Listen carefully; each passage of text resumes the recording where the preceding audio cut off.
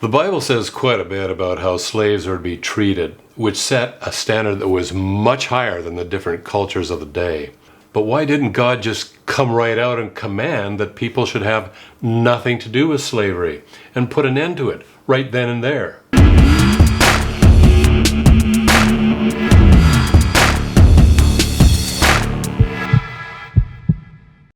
Hi, I'm Kirk, and I'm a scientist and a philosopher and a person who spends a lot of time thinking about the why questions in life.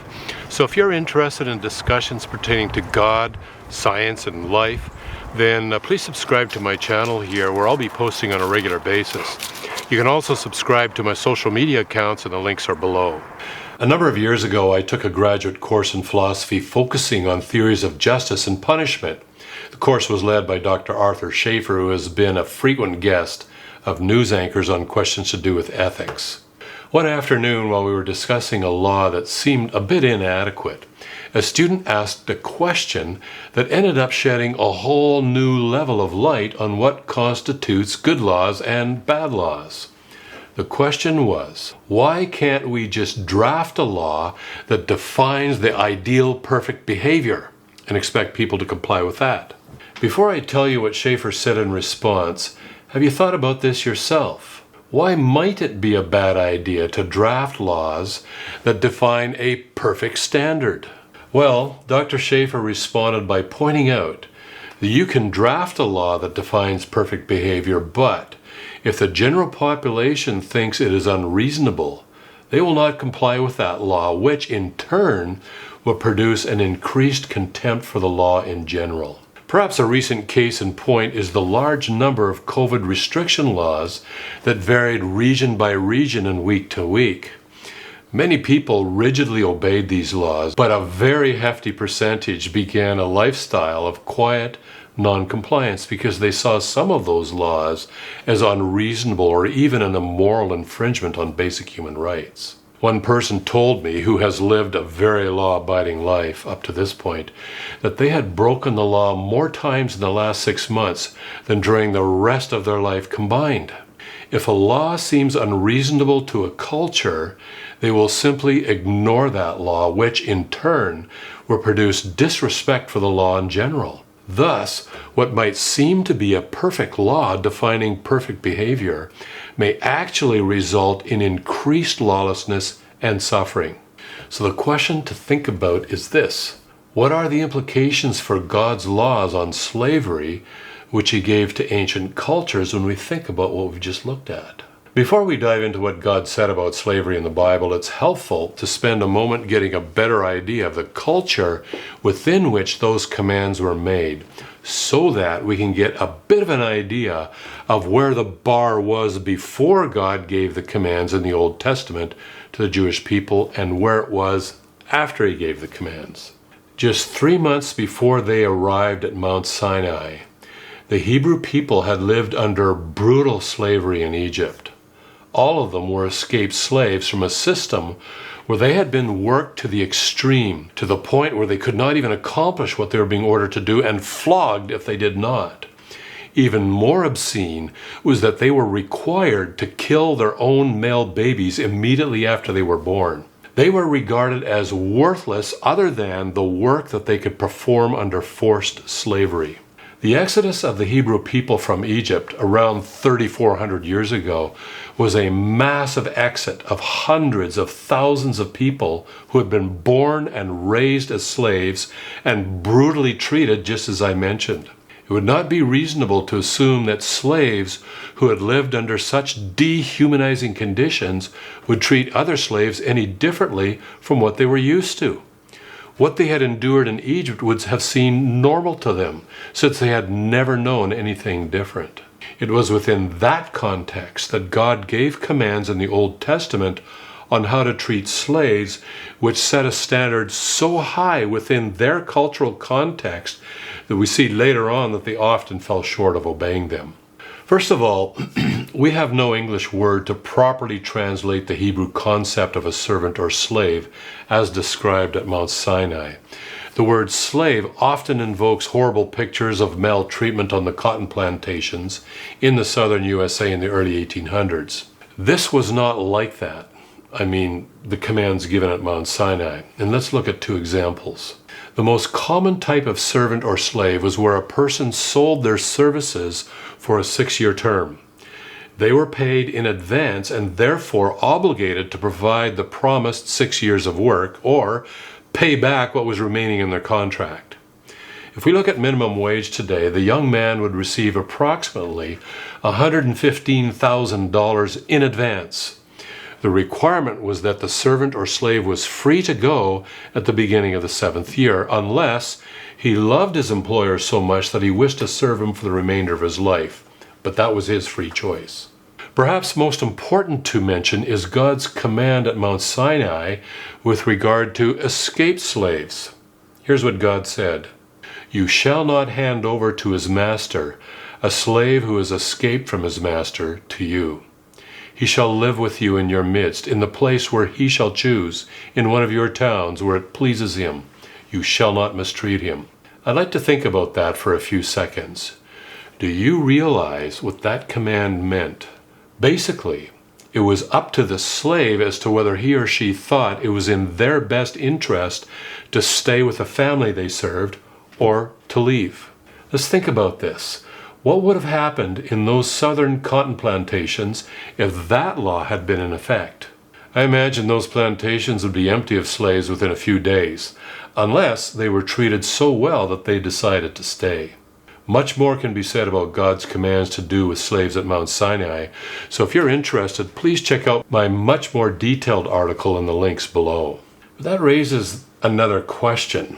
So was God happy with these laws on how to treat slaves? Probably not, and here's a clue why. 1400 years later, Jesus was asked why God permitted divorce if a spouse was found to be morally impure. Jesus said, "It was because of the hardness of your hearts." Let's replay that in our heads for a moment. What we see here is that what God desired with regard to marriage and the law he gave on divorce to the ancient Hebrews were two different things. And what made the difference was that God knew they would never see as reasonable his perfect standard. So he gave them a law that fell badly short of God's perfect desires, but still high enough that they might have a better chance of complying with it.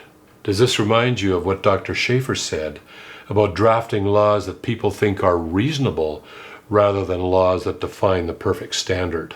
If this is the case here when it came to God's law on marriage, then what are the implications for God's commands on slavery to the ancient Hebrews, especially with a much higher standard that is given in the New Testament on how slaves are to be treated in a totally different culture?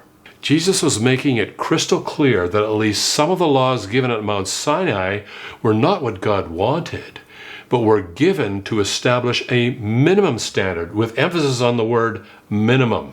But there was a reason for giving this minimum standard that was deeper than just trying to improve the behavior of hundreds of thousands of escaped slaves. In the book of Romans, God states that the real purpose of those laws given at Mount Sinai was to help humanity see that they cannot even live up to a minimum standard of morality, so that we actually need divine intervention which comes through Jesus Christ. Now let's take a look at the New Testament. The New Testament was written during the 1st century when Israel was under the fist of the Roman Empire.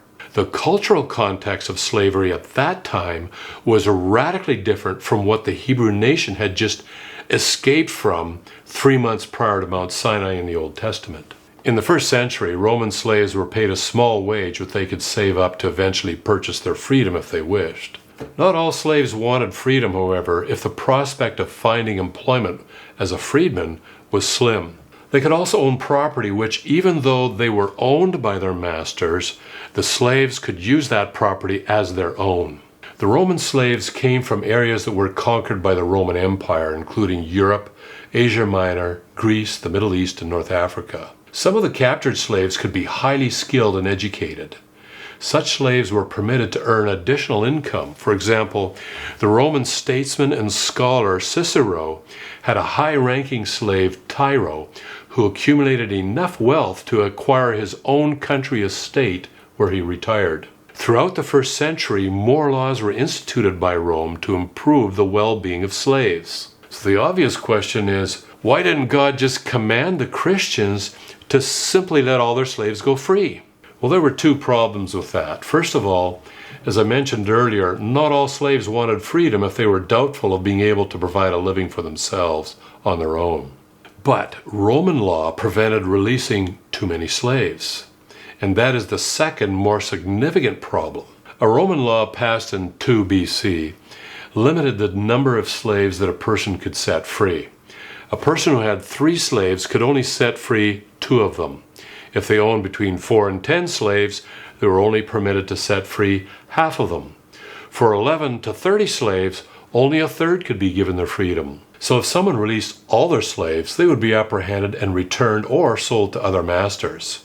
So a question to think about is this: what would you have done then under these Roman restrictions? With that question in your mind, let's take a look at what the New Testament says about slaves. In one passage it states, "Masters, grant to your slaves justice and fairness, knowing that you too have a master in heaven." The standard for those who owned slaves was to treat them the way they themselves would like to be treated. If they fell short in treating their slaves with justice and fairness, they would be held accountable by God for any shortfall. In the Apostle Paul's letter to Philemon, he mentions a slave named Onesimus, who had apparently been useless to his master and run away. But he had experienced a radical change after he's put his faith in Christ. Within this context, Onesimus was returning to his master, and Paul wrote to his master Philemon, urging him to treat him no longer as a slave, but as a beloved brother. How would you treat a brother or a sister that you dearly loved? This was the standard Philemon was being asked to live by. In general, the standard for Christians in the first century was something God called the royal law. It was to love their fellow human being as they loved themselves. They were explicitly commanded not to show partiality to the wealthy and powerful person over the poorest person, which in first century Christianity were the slaves. They were commanded to treat the poorest of people with the same level of respect and care that they would a very rich or powerful person. Jesus told his followers to serve others as he had served them, to the point of laying his life down for them. For those who owned slaves, the Christian obligation was to serve their slaves as Christ served the church. They were to put the care, love, and treatment of their slaves ahead of themselves.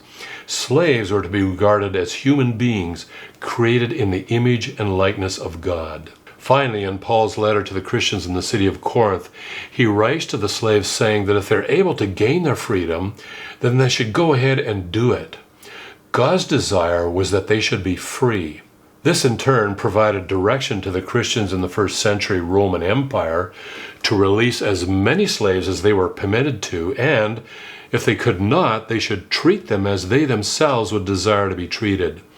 That would include paying them well, providing pleasant living quarters, and being kind and considerate in what work they were asked to do, with the ultimate and very common goal of giving them their freedom when they were able to do that.